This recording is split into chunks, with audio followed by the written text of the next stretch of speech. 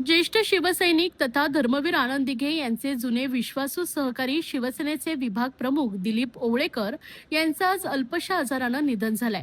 ते 78 वर्षाचे होते. शिवसेनेचे विद्यमान नगरसेवक सिद्धार्थ ओवळेकर यांचे ते वडील आहेत. त्यांनी काल ठाण्यातील ज्युपिटर रुग्णालयात अखेरचा श्वास घेतलाय. ठाण्यातील घोडबंदर पट्ट्यातील प्रभाग क्रमांक 1 मध्ये शिवसेना खऱ्या अर्थानं वाढवली. हिंदुहृदय सम्राट शिवसेना प्रमुख बाळासाहेब ठाकरे यांच्या विचाराने प्रेरित होऊन आणि धर्मवीर आनंद दिघे यांच्या नेतृत्वाखाली दिलीप ओवळेकर यांनी शिवसेना पक्षात सक्रिय सहभाग घेतला. सुरुवातीला म्हणजेच 1968 साली शाखा प्रमुख म्हणून शिवसेना पक्षातून आपली राजकीय कारकिर्दीची सुरुवात केली. अन्यायाविरोधात आवाज उठवणे, शिवसेनेच्या प्रत्येक आंदोलनात सक्रिय सहभाग घेणे, शिवसेनेचे विचार तळागाळापर्यंत पोहोचवणे या आदींसाठी त्यांनी प्रचंड मेहनत घेतली. कार्यकर्ते दिलीप ओवळेकर यांचं दुःखद निधन झालेलं आहे. हे आपल्या सर्वांच्यासाठी अतिशय दुःखद घटना आहे. खरं म्हणजे दिलीप ओवळेकर सारखे कार्यकर्ते मिळणं फार दुर्मिळ आहे आणि आनंद दिघे साहेबांच्या अतिशय जवळचा कार्यकर्ता, कुठलंही पद नको म्हणणारा असा हा कार्यकर्ता आनंद दिघे साहेब त्याच्या मोटरसायकलवर पण बसायचे आणि हेही आपण सगळ्यांनी पाहिलंय. दिघे साहेबांचं जीवापाड प्रेम दिलीप ओवळेकर यांच्यावर होतं आणि दिघे साहेबांना सर्वस्व मानणारा हा कार्यकर्ता आज आपल्यात नाही. खरं म्हणजे मध्ये मला भेटले होते त्यावेळेस नेहमी भेटल्यानंतर त्यांचं एक वेगळं आगळं जे काही भावना, प्रेम या ठिकाणी जाणवायचं. मी मुख्यमंत्री झाल्यानंतर तर एवढा आनंद त्यांना झाला होता की त्यांनी माझ्याजवळ ज्या भावना व्यक्त केल्या त्या मला आताही आठवतात. माझ्या कानी त्यांचे शब्द आहेत की खऱ्या अर्थाने एक आपला नेता राज्याचा मुख्यमंत्री होतो हे त्यांना अगदी आनंद त्यांचा गगनात मावेनासा होता. आणि त्यांच्या चेहऱ्यावरचे भाव आणि त्यांच्या भावना त्यांनी व्यक्त केल्या होत्या. खरं म्हणजे दिलीप ओवळेकर महापालिकेचे निधी वगैरे हे सगळं सोडून स्वतःच्या पैशाने रस्ते करणं, स्मशानभूमी करणं, लोकांना सोयीसुविधा देणं हे सगळं दिलीप ओवळेकरांनी करताना आपण पाहिलेलं आहे.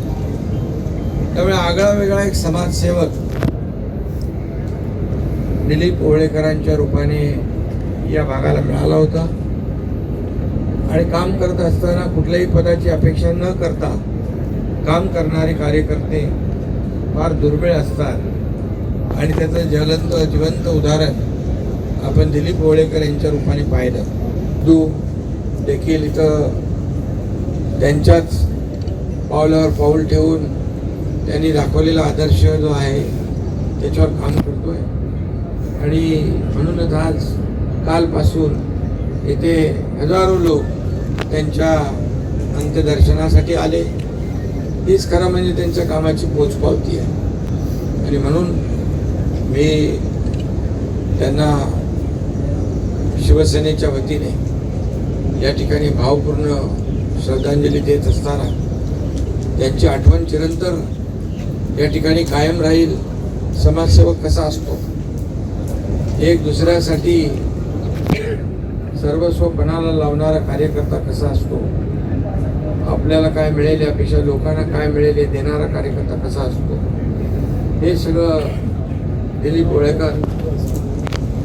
ओवळेकर यांनी त्यांच्या कामातून दाखवलेलं आहे.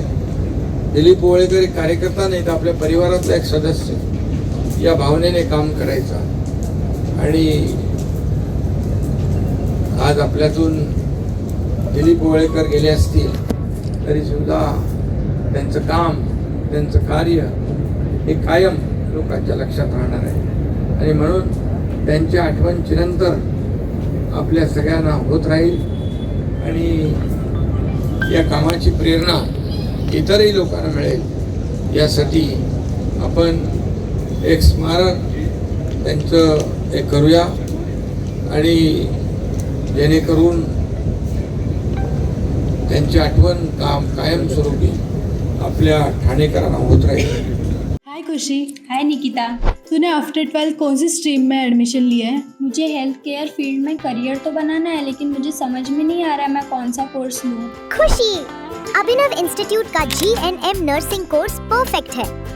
ये महाराष्ट्र नर्सिंग काउंसिल एफिलिएटेड है। सिर्फ थ्योरी है या प्रैक्टिकल भी है? यहाँ 70% प्रैक्टिकल और 30% थ्योरी है, मतलब रियल हॉस्पिटल लर्निंग। हम दोनों को प्लेसमेंट भी मिलेगा ना? बिल्कुल 100% job placement support, experienced faculties और डेडिकेटेड प्लेसमेंट टीम। क्या हम उसके बाद गवर्नमेंट जॉब के लिए अप्लाई कर सकते हैं? ऑफ कोर्स, और इंडिया और अब्रॉड दोनों जगह ह्यूज डिमांड है एक्सपर्ट्स की। Wow, sounds like a plan. हाँ, अब फ्यूचर सेफ लग रहा है। Admissions open, limited seats, free career counselling के लिए अभी अप्लाई करो एट अभिनव इंस्टीट्यूट।